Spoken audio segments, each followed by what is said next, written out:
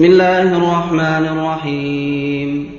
الحمد لله الذي أنزل على عبده الكتاب ولم يجعل له عوجا قيما لينذر بأسا شديدا من لدنه ويبشر المؤمنين الذين يعملون الصالحات أن لهم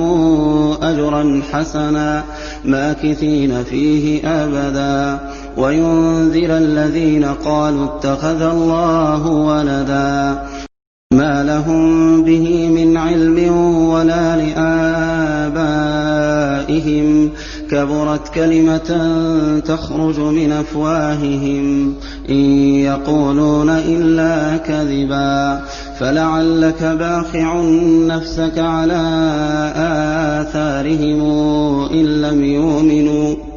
إن لم يؤمنوا بهذا الحديث أسفا إنا جعلنا ما على الأرض زينة لها لنبلوهم أيهم أحسن عملا وإنا لجاعلون ما عليها صعيدا جرزا أم حسبت أن أصحاب الكهف والرقيم كانوا من آياتنا عجبا إذ والفتية إلى الكهف فقالوا ربنا آتنا من لدنك رحمة وهيئ لنا من أمرنا رشدا فضربنا على آذانهم في الكهف سنين عددا ثم بعثناهم لنعلم أي الحزبين أحصى لما لبثوا أمدا نحن نقص عليك نبأهم بالحق إنهم فتيتنا آمنوا بربهم وزدناهم هدى وربطنا على قلوبهم إذ قاموا فقالوا ربنا رب السماوات والأرض لن ندعو من دونه إلها لقد قلنا إذا شططا هؤلاء قومنا اتخذوا من دونه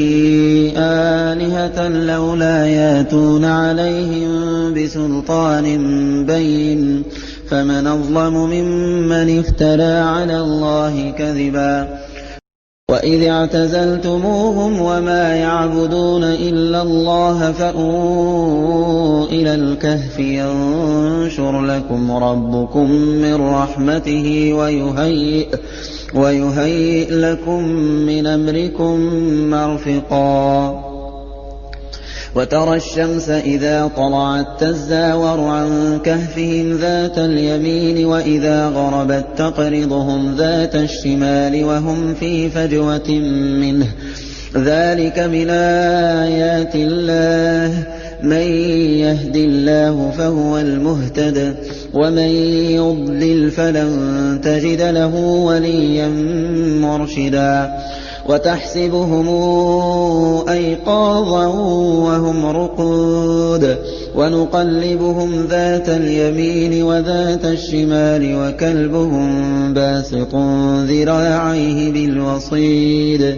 لو اطلعت عليهم لوليت منهم فرارا ولملئت منهم رعبا وكذلك بعثناهم ليتساءلوا بينهم قال قائل منهم كم لبثتم قالوا لبثنا يوما أو بعض يوم قالوا ربكم أعلم بما لبثتم فابعثوا أحدكم بورقكم هذه إلى المدينة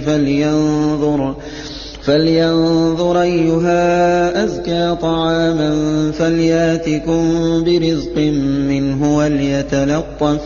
ولا يشعرن بكم أحدا إنهم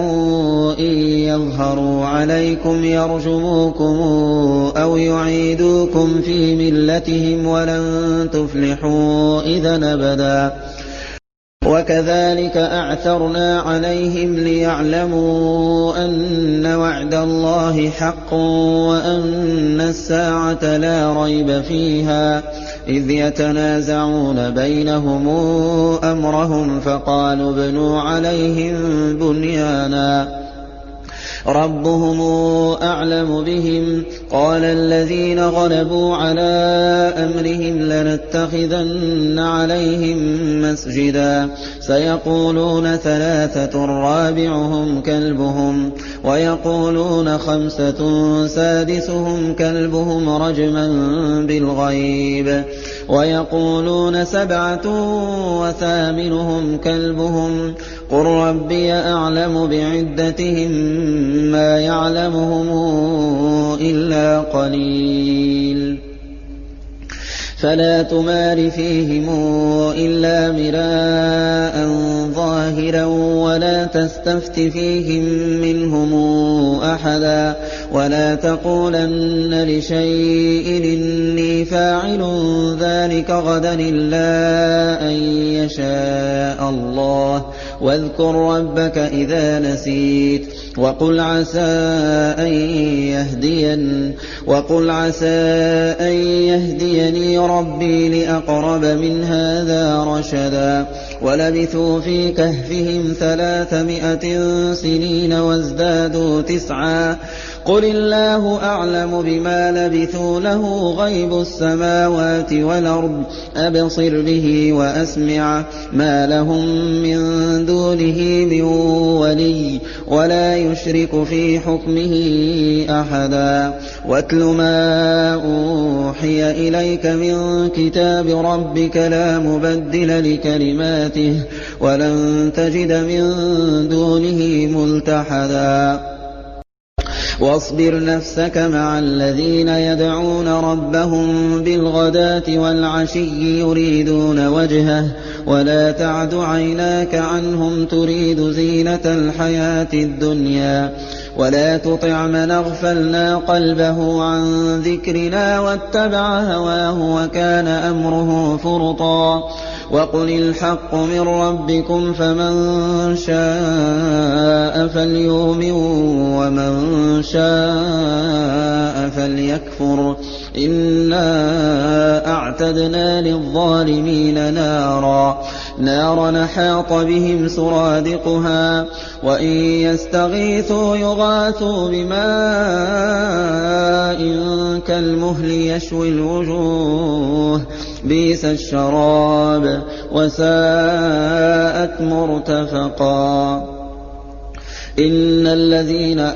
آمنوا وعملوا الصالحات إنا لا نضيع أجر من أحسن عملا أولئك لهم جنات عدن تجري من تحتهم الأنهار يحلون فيها من أساور من ذهب ويلبسون ثيابا خضرا من سندس واستبرق متكئين فيها على الأرائك نعم الثواب وحسنت مرتفقا واضرب لهم مثلا الرجلين جعلنا لأحدهما جنتين من أعناب وحففناهما بنخل وجعلنا بينهما زرعا كلتا الجنتين آتت أكلها ولم تظلم منه شيئا وفجرنا خلالهما نهرا وكان له ثمر فقال لصاحبه وهو يحاوره أنا أكثر منك مالا وأعز نفرا ودخل جنته وهو ظالم لنفسه قال ما أظن أن تبيد هذه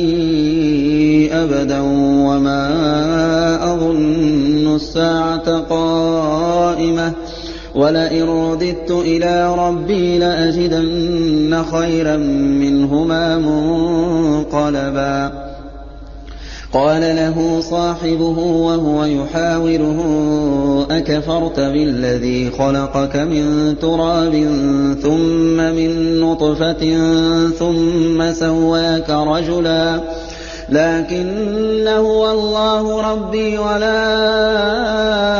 أشرك بربي أحدا ولولا إذ دخلت جنتك قلت ما شاء الله لا قوة إلا بالله إن ترني أنا أقل منك مالا وولدا فعسى ربي أن يؤتيني خيرا من جنتك ويرسل عليها حسبانا من السماء فتصبح صعيدا زلقا أو يصبح ماؤها غورا فلن تستطيع له طلبا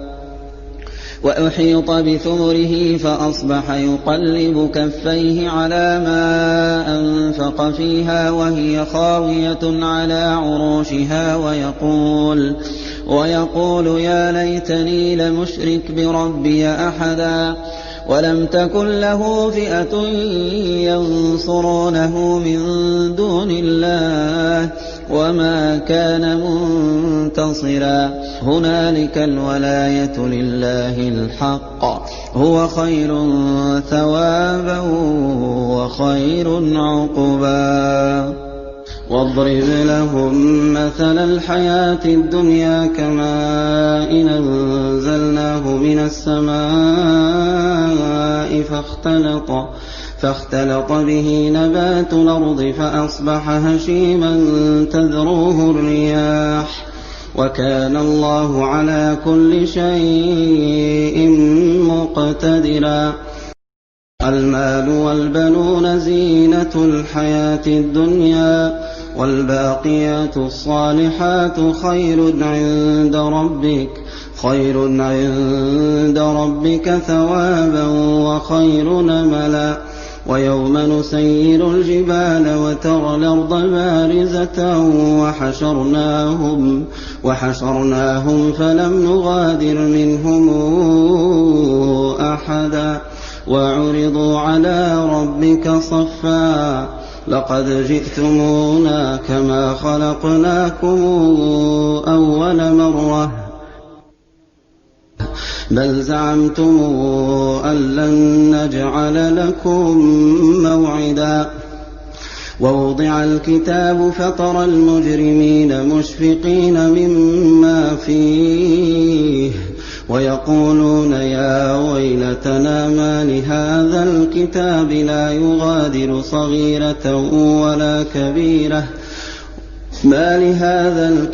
لا يغادر صغيرة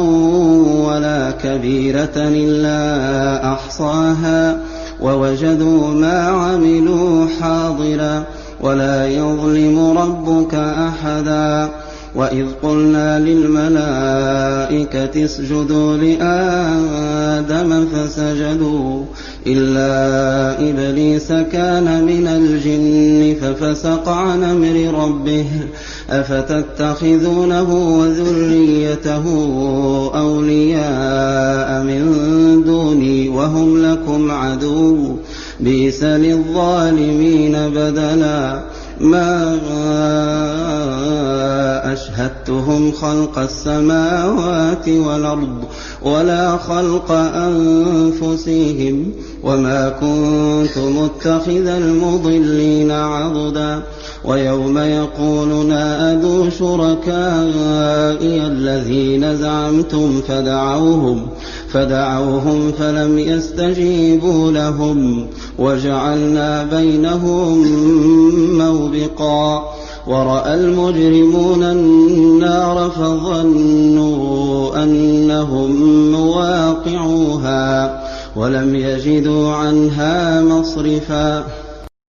ولقد صرفنا في هذا القرآن للناس من كل مثل وكان الإنسان أكثر شيء جدلا وما منع الناس أن يؤمنوا إذ جاءهم الهدى ويستغفروا ربهم إلا أن تاتيهم سنة الأولين أو ياتيهم العذاب قبلا وما نرسل المرسلين إلا مبشرين ومنذرين ويجادل الذين كفروا بالباطل ليدحضوا به الحق واتخذوا آياتي وما أنذروا هزؤا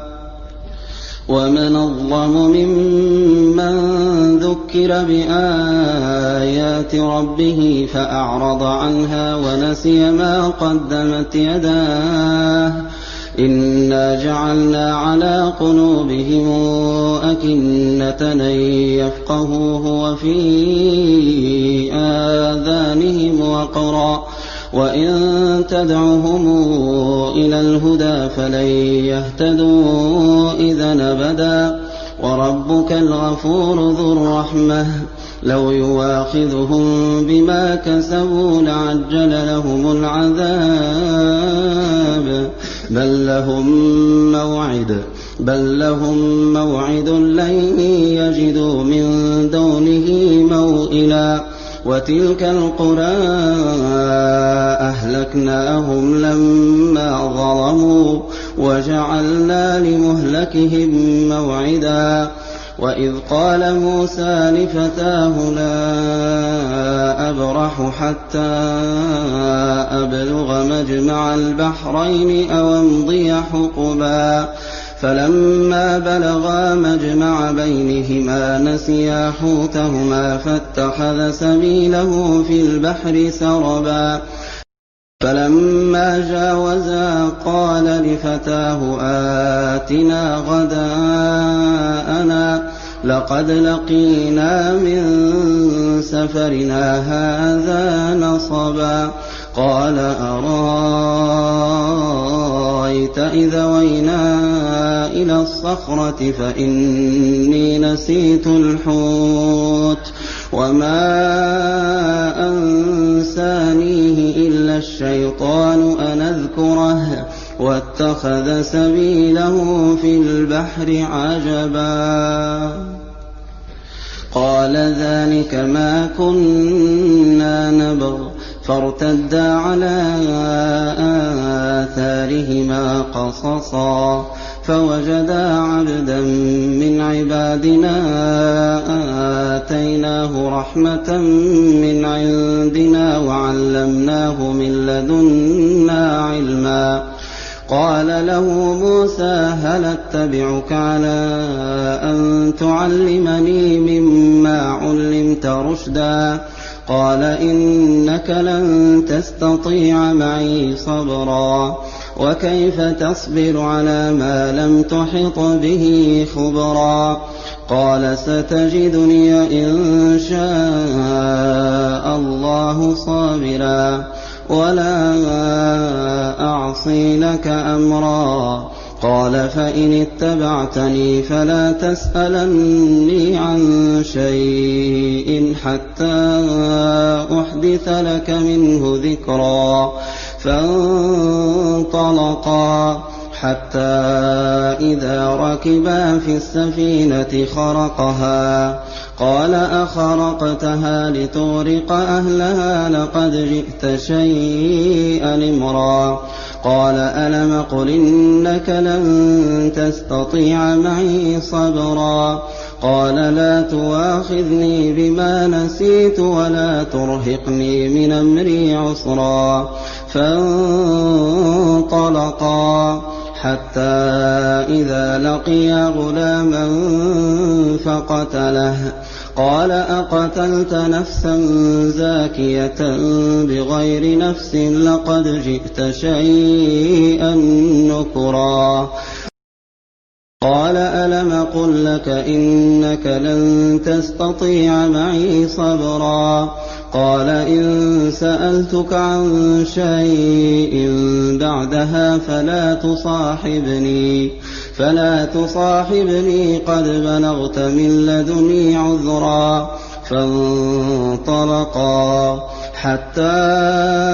إذا أتيا أهل قرية استطعما أهلها فأبوا أن يضيفوهما فوجدا فيها جدارا يريد أن ينقض فأقامه.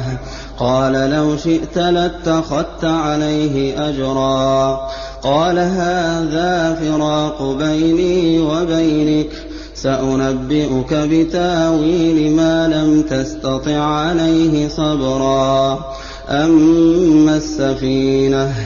أما السفينة فكانت لمساكين يعملون في البحر فأردت أن أعيبها وكان وراءهم ملك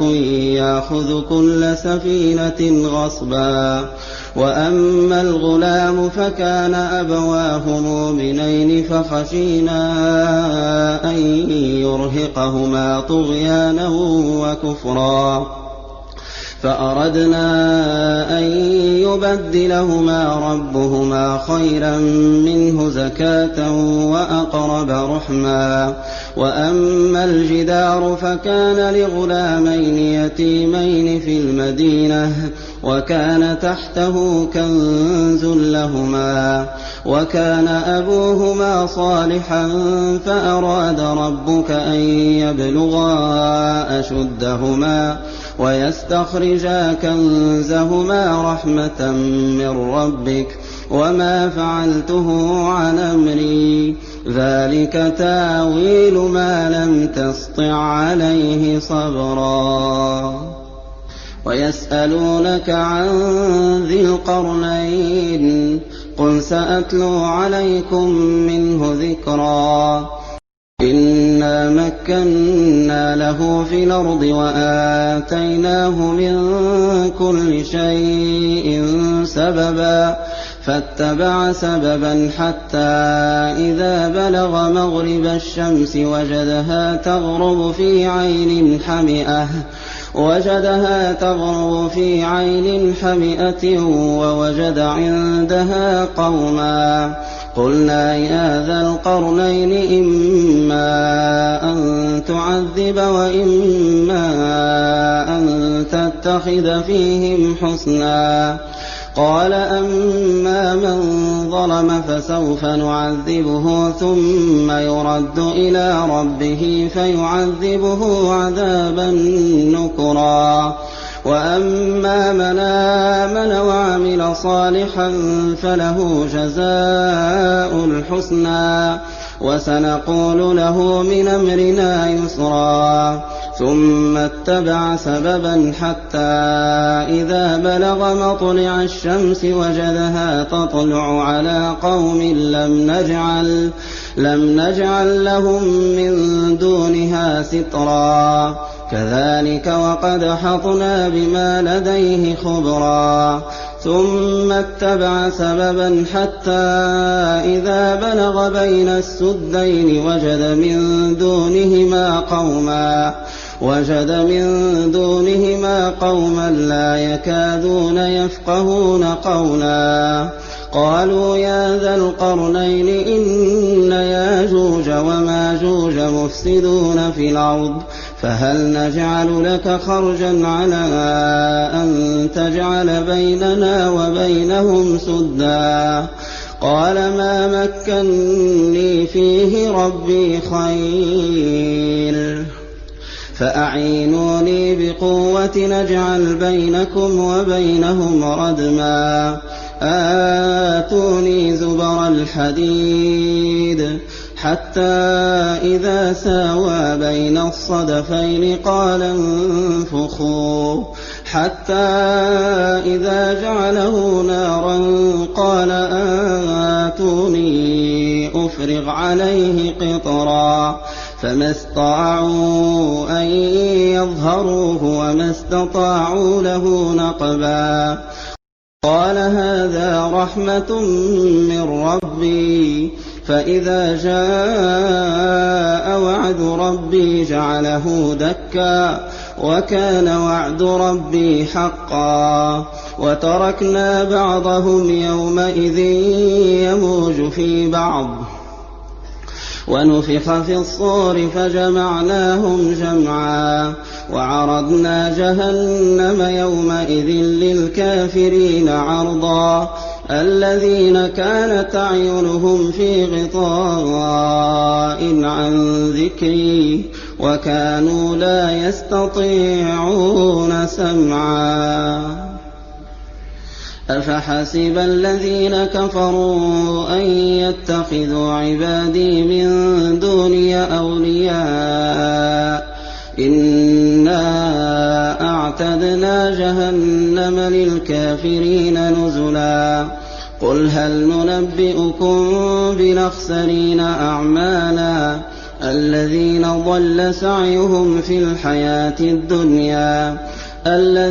ضل سعيهم في الحياة الدنيا وهم يحسبون أنهم يحسنون صنعا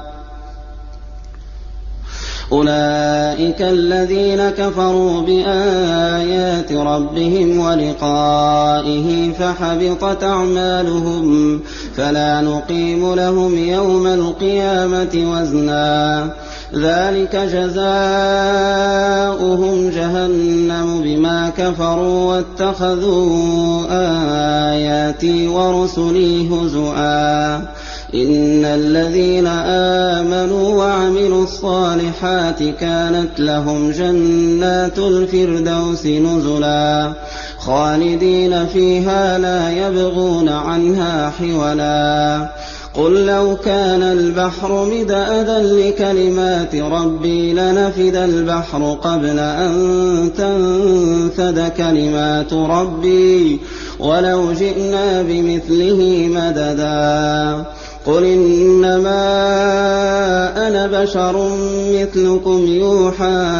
إلي أنما إلهكم إله واحد فمن كان يرجو لقاء ربه فليعمل عملا صالحا ولا يشرك بعبادة ربه أحدا